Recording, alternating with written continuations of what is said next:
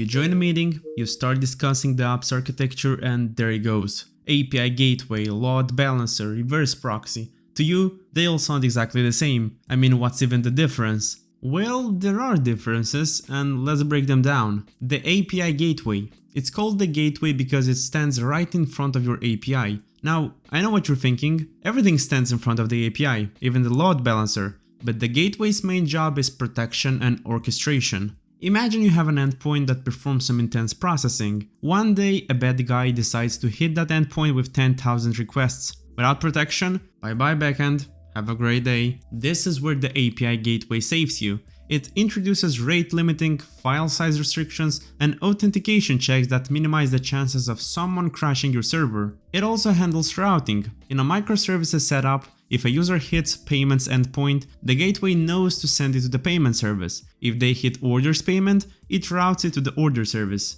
Cool.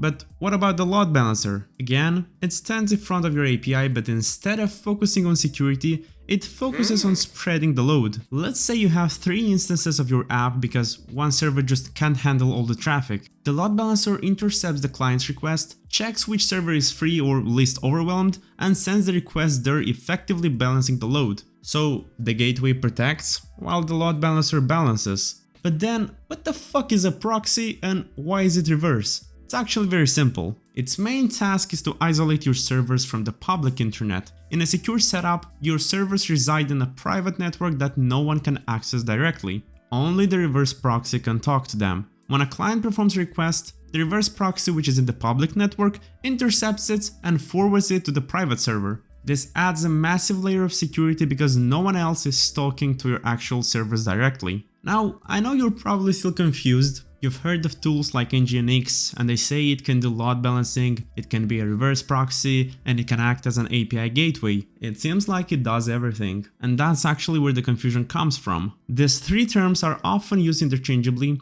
because it's not rare that a single tool can perform all these 3 things. It can balance the load while simultaneously acting as a reverse proxy and protecting the API.